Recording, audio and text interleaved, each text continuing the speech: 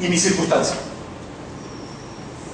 No solo yo, sino mi circunstancia.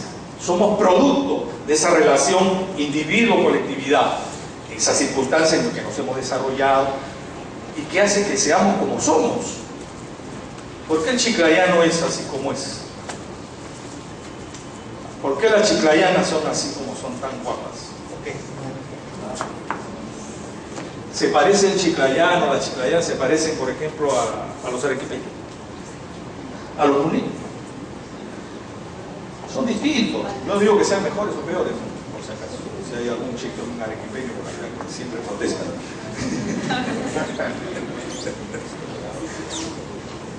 ¿Por qué? ¿Por qué los chalacos nos parecemos a los chiclayanos? Son circunstancias, pues, ¿no es cierto? Son circunstancias sociales, culturales, que imperan en una colectividad determinada, que se suman y que uno está inmerso en ella, y esa relación dialéctica entre individuo y colectividad, surgen las personalidades, pues. Surgen las personas con su manera de ser, con su manera de hablar, con sus valores de por medio. ¿Por qué los chiclayanos son tan hospitalarios? ¿Por qué? ¿Quién les ha enseñado eso? ¿De dónde vienen? No todos son así. Yo que paro recorriendo todo el país. Yo a la primera semana que vengo a dictar una clase acá en Colorado, ya me hago amigo de todos. Ya estoy ahí comiendo un ceviche en algún restaurante. Comiendo. En otras partes, me hermoso. Tiene que pasar 3, 4 semanas, y al final ya ahí ya.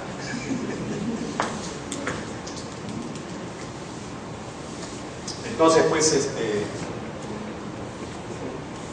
tiene que ver mucho la manera de entender, no solamente el derecho, porque el derecho no es químicamente puro. Miren cómo este tema, relación individuo-colectividad, termina siendo un gran tema ideológico. A ver, bueno, yo marco acá, pero mi derecha es esta, no sé. Aquellos que resaltan la individualidad, el liberalismo, el individualismo, ¿no? Para ellos el individuo es el que tiene todos los derechos, y el enemigo es la colectividad, el Estado, el totalitarismo, el autoritarismo, ¿cierto? Entonces resalta la individualidad. En el otro extremo, el individuo no cuenta, todo es social, todo es colectivo, los intereses generales deben privilegiarse frente a lo individual. Estamos frente a los dos extremos. Ya casi hasta nos crucifican. Pero eso es, digo yo, ¿no? Si yo, que estoy expresando mi punto de vista y estoy sosteniendo que para mí el ser humano es individuo y es colectividad, que son las dos cosas, ¿puedo estar en este extremo o puedo estar en este otro extremo? No puedo. No puedo. Y es que creo yo que lo absoluto es algo casi inexistente. Seguramente para los creyentes Dios es algo absoluto. Bueno, pues, respetuosamente, es una cuestión de fe. Ok. Pero en la vida no es así. Pero hay muchas personas que piensan en esos términos, ¿cierto? O es rojo o es blanco. No hay más. Oiga, ¿y el rosado? Mi voice. Uy, mi voice que me bajó. O es negro o es blanco. Los grises no existen. Ojo, que esto es bien común. No estoy hablando así, pero es bien común encontrar personas. Así que no hay intermedios.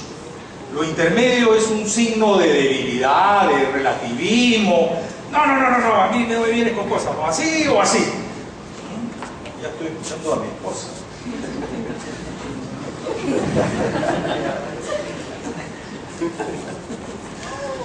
Oye, los grises, los rosados también existen.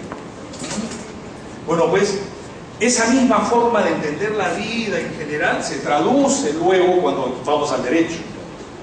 Y entonces esas concepciones absolutas. Y el derecho es relativo. en el derecho, me atrevo a decir, no hay nada absoluto. Ni los derechos fundamentales. Ningún derecho fundamental es absoluto. La vida es absoluta. La intimidad es absoluta. No. Hay situaciones donde se termina siendo derecho relativo. Y tienen que serlo. ¿Por qué? Porque el ser humano no está solo en el mundo. El ser humano vive inmerso en una comunidad. Es comunitario, es gregario. Y el derecho lo que hace, o lo que pretende hacer, es facilitar la convivencia, dando pautas, reglas, para facilitar, no para hacerle la vida imposible al ser humano, no para fastidiarlo ni perjudicarlo. Ok. Entonces, importante estas ideas que yo menciono para poder entender el abuso del derecho. Ahora, yo pongo ahí la manera de introducción, bueno, tiempos de reforma, el Poder Judicial. Obviamente esto de la reforma del Poder Judicial es un tema antiquísimo, ¿no es cierto?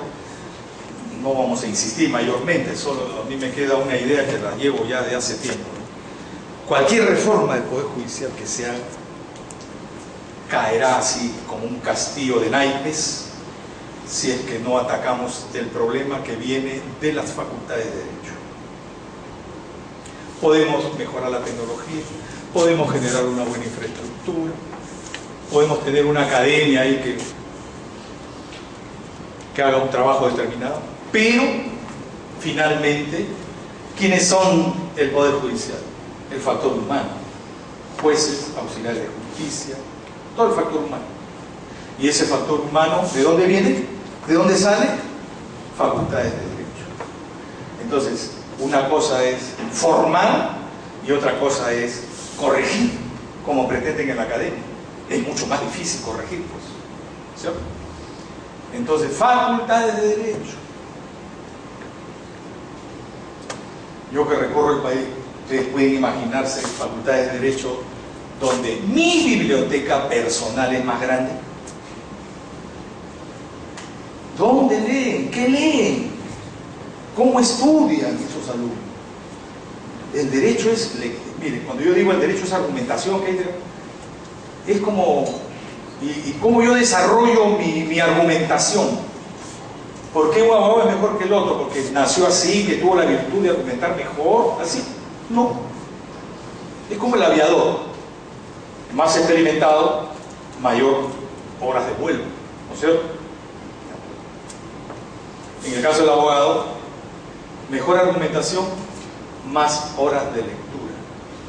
Mientras más horas de lectura, mejor vas a argumentar. Cuando te quedas solo con el artículo, vas a dar una o dos razones, punto, no das más. Ya no das más, no puedes. Pero si tienes lecturas y lecturas sobre ese tema, tu capacidad de argumentación aumenta, porque tu espectro aumenta. Y entonces, no es palabrería, sino es argumentar coherentemente, lógicamente, para dar un razonamiento que convenza. Ahora, ¿cómo yo evalúo al Poder Judicial en su calidad de servicio? ¿Y cómo voy a evaluar? Por ejemplo, yo quiero venir a Chiclayo y ver cómo es el Poder Judicial acá en Chiclayo. ¿Qué puedo hacer para ver qué tipo de justicia hacen aquí en Chiclayo? Obviamente, ¿a quién evalúo? Voy a entrevistar a los jueces, a los auxiliares de decisiones judiciales, sus sentencias. Me pongo a examinar. Si por A o B son 5 juzgados civiles, no sé, yo digo, si son 5 juzgados civiles y hay 2 salas, por ejemplo, civiles, ya ok. Que cada juzgado me dé 20 sentencias de cada juzgado y de las salas civiles 20 de sus mejores sentencias. Y las evalúo. Porque es con las decisiones judiciales donde yo me voy a dar cuenta cómo razonan, cómo piensan, cómo resuelven, cómo justifican las decisiones.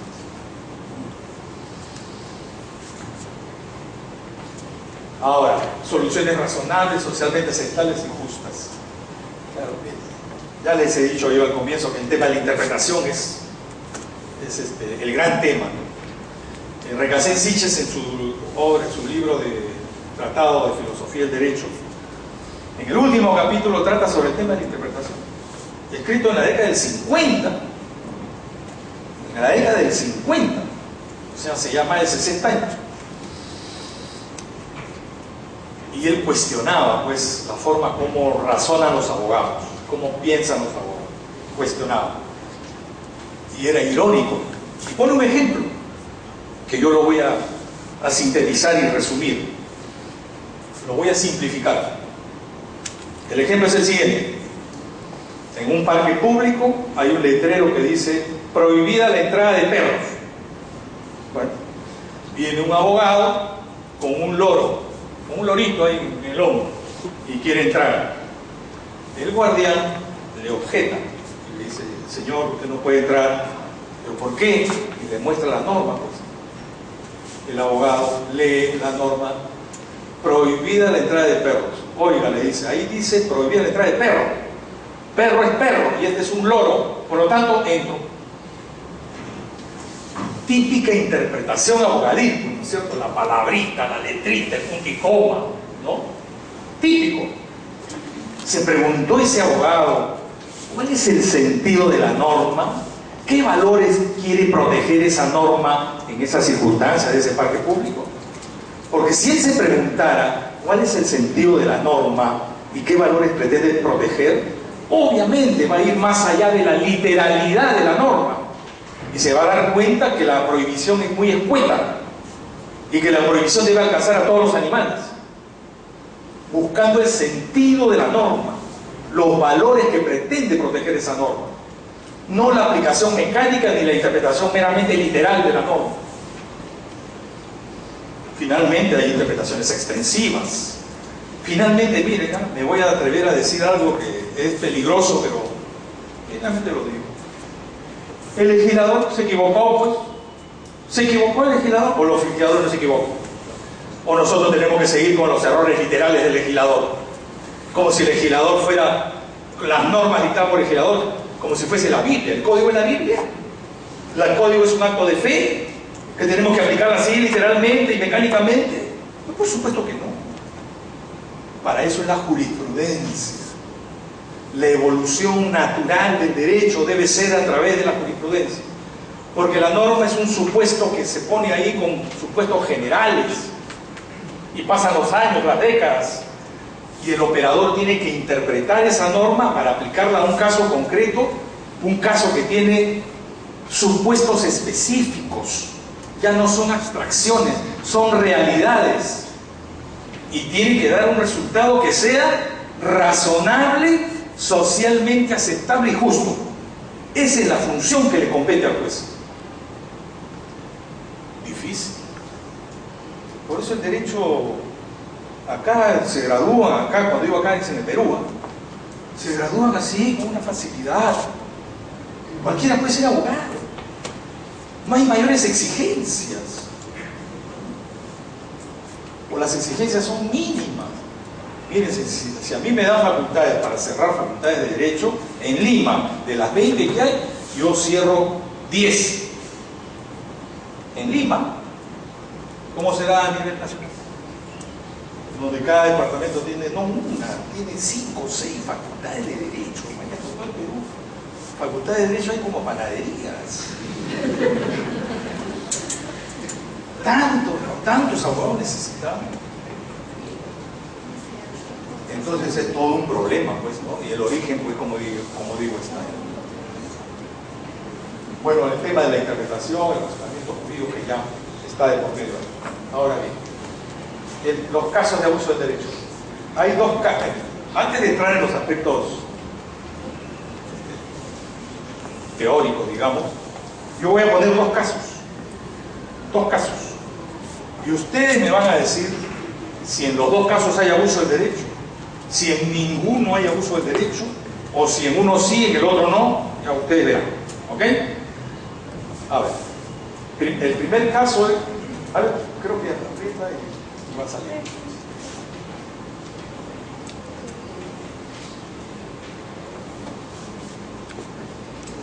Sí, hasta el final.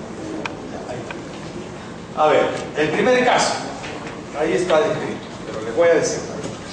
En un edificio, en un piso determinado, hay 2 departamentos. En un departamento vive una familia que tiene 3 hijos jóvenes, así de la edad de los que tengo aquí adelante, 20, 21 años, 18 quizás, ¿ok? 3 hijos de esa edad, de 18, 19, 20, y al lado vive una pareja de ancianos jubilados. En el departamento donde vive la familia que tiene los 3 hijos, los 3 hijos jóvenes les gusta la música moderna, ¿cierto? Son amantes del rock, del hard rock, del heavy rock, y no sé qué rock más habrá. Ok. Y les gusta obviamente escuchar a unos decibeles, pues, ¿no? Porque la música, dicen ellos, no debe entrar por acá, debe entrar por acá.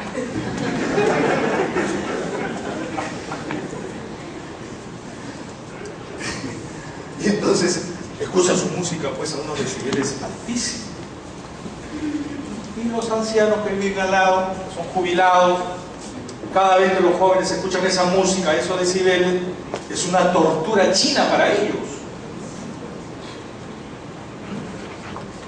Obviamente dirán, bueno, los jóvenes están en su casa, ¿no? Ni siquiera hasta con la puerta cerrada están. Pero los vecinos sufren, pues. Ese es el primer caso. El segundo caso, a ver, es en el año 60 se casan A y B, se casan en el año 60. Aquí ustedes pueden asumir que A es el hombre y B es la mujer, o pueden asumir que es la mujer A y B es el hombre. Aquí yo creo que acá no es cuestión de género. Yo no sé por qué siempre asumen que quien se va es el hombre. Pero bueno. A y B se casan en el año 60. En el año 63, B se va de la casa. 3 años nomás estuvo ahí. Se va de la casa. No tienen hijos, no han adquirido bienes. Nada. Se va. ¿Ok? Sigue pasando el tiempo y en el 66, 3 años después, B se junta con C. Y tienen 3 hijos. ¿Ya? Sigue pasando el tiempo y B adquiere un inmueble a su nombre en el año 70. B, que se fue de la casa, que se juntó con C, que tiene 3 hijos, adquiere un inmueble a su nombre. ¿Ya? En el año 70. Pasa el tiempo, y bastante tiempo, B vende el inmueble a D en el año 98. 1998. Y en el año 1999 reaparece A en escena y demanda a B y a D la nulidad del contrato de compraventa.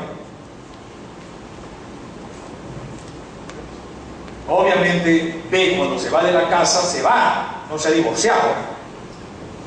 Se va, no se ha divorciado. Pero se junta con C, tiene 3 hijos, adquiere un inmueble a su nombre, lo vende a D. Y después reaparece A y demanda a B y a D la nulidad del contrato de compraventa. Obviamente diciéndole al juez, señor juez, yo soy casado o casada, no es el caso, no me he divorciado, todo bien que se adquiere dentro de la vigencia de la sociedad conyugal, es un bien social, y por lo tanto para poder disponer de ese bien social tiene que tener el consentimiento de los 2 cónyuges. Yo no solamente no he consentido, sino estoy en contra de esa ley. Ahí tienen los 2 casos. Díganme. A ver, en el primer caso, ¿hay abuso? No hay abuso. Primer caso, los jóvenes amantes del rock, del heavy rock. Uy, a propósito, viene Lady Gaga. Sabrán ustedes, pues, les cuento acá una intimidad, que como decano de Derecho, pues, tengo otras funciones a nivel de rectorado, y yo presido la comisión que alquila el Estadio San Marcos. Entonces, Lady Gaga viene a San Marcos, ¿cierto? hay una denuncia de Grenco, que es la propietaria del estadio de la U, diciendo que San Marcos no debería alquilar porque está haciendo gestión empresarial. Y también ha demandado al Estadio Nacional, al IPD. Quiere quedarse solita en el mercado. Pero bueno, ok, no sigo más. A propósito de Lady Gaga. Bueno, a mí realmente no me interesa, nunca he escuchado una música de Lady Gaga, ni sé qué música, a lo mejor he escuchado ni sé qué es ella, ¿no? Pero me interesa porque ha pagado bien al San Marcos.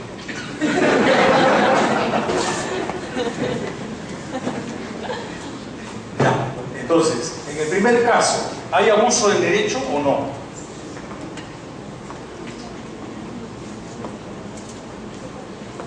A ver, para que sea no una respuesta verbal, pero voy a hacer una encuesta ya. Levanten la mano quien no ha sufrido por amor. Ah, no, perdón.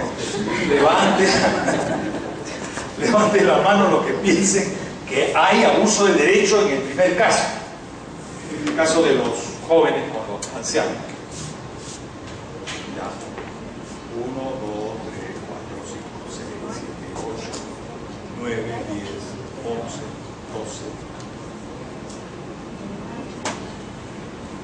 12. Levanten la mano los que piensen que no hay abuso.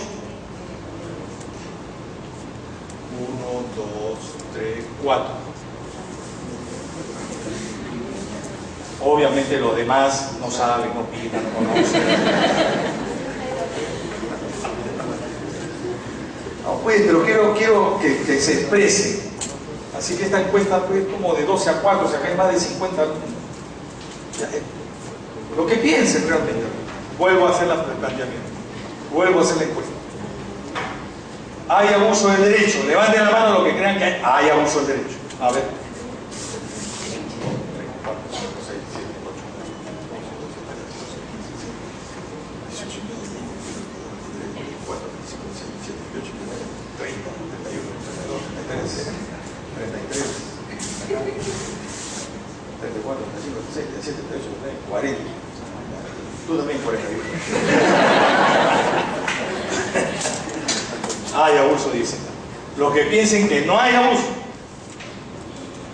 1, 2, 3, 4, 5, 6.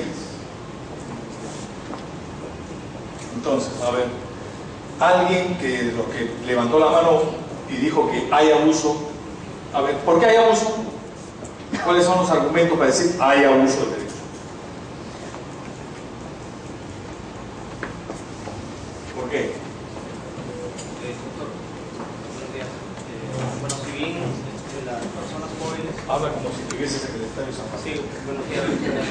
Bueno, si bien las personas jóvenes, y en este caso los 3 hijos tienen derecho a escuchar la música, que no hay una norma que lo impida, pero la Constitución también ampara el vivir en paz y en tranquilidad, y en este caso, viendo este contexto, que son 2 ancianos jubilados, tienen y gozan de ese derecho constitucional.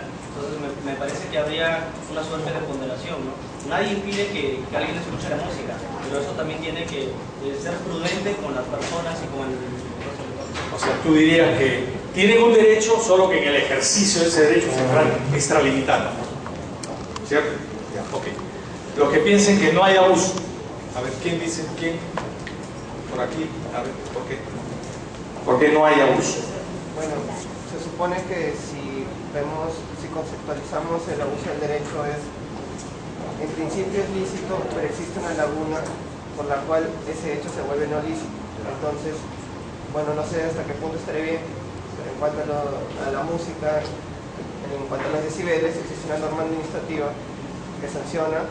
Bueno, obviamente hacen primero un cateo a ver a qué punto llega, y en base a eso te sancionan y te dicen, ¿sabes qué? En base a ciertas horas tú vas a reducir el número de decibeles. Entonces, sí existe una norma, en este caso administrativa, que se aplicaría al caso.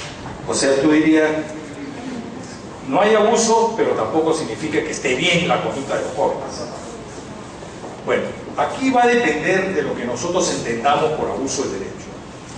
No hay uniformidad en el entendimiento del abuso del derecho. yo parto de la siguiente concepción. El abuso del derecho siempre comienza siendo una conducta lícita. Es decir, a mí el sistema me da un derecho, yo tengo el derecho, solo que en el ejercicio de este derecho me extralimito y no choco con otro derecho. Porque si chocara yo con otro derecho, ya no es abuso, es conflicto de derechos. ¿Con qué choco? Choco con un interés que no está reconocido objetivamente, o sea, no hay otro derecho que se enfrente. Porque cuando en el ejercicio yo choco con otro derecho, es un conflicto de derechos que el sistema se encarga de dar solución. Es evidente que cuando el conflicto de derechos es entre un derecho normal y un derecho fundamental, evidentemente se va a optar por el derecho fundamental, ¿no es cierto? Entonces, si partimos de esa noción, en el primer caso, donde claramente lo ha expresado el compañero, es un derecho que tienen los jóvenes de escuchar su música, pero ese derecho, en el ejercicio y la forma que lo están haciendo, choca con otro derecho, el derecho a la paz, a la tranquilidad, que es un derecho constitucional, entonces es un derecho fundamental. Entonces, no se configuraría allí abuso de derecho. Es un tema de conflicto de derechos porque hay una norma que está siendo ejercitada por alguien y ese ejercicio está chocando con otro derecho. Y el sistema lo va a solucionar a través de la teoría de la colisión de derechos. Colisión de derechos. ¿Ok? En buena cuenta, entonces, en este caso, no habría, digo, bajo esta percepción del abuso del derecho. Si me utilizan otra manera de entender el abuso del derecho, entonces ya es otro tema. Pero yo parto de esta noción de que el abuso del derecho se da cuando se ejerce un derecho que se tiene, solo que en ese ejercicio se va a chocar con un interés no reconocido objetivamente, generando una situación de injusticia. Pero no es algo que tenga la otra parte, no tiene otro derecho que enfrentarle. Y por eso es abusivo. Porque si tiene otro derecho para enfrentar, es una colisión de derechos. Y cuando colisiona un derecho normal con uno fundamental, obviamente el sistema opta por el derecho fundamental. ¿Cierto? Entonces, en el razonamiento, por ejemplo, tal como lo ha planteado el compañero, es evidente que este derecho a la paz, a la tranquilidad, al cual yo le agregaría el derecho a la integridad psicofísica, ¿no es cierto? La integridad física hay que entenderla también integridad psicofísica, no solamente es el físico, ¿no es cierto? Esa tortura china vuelve loco a los ancianos.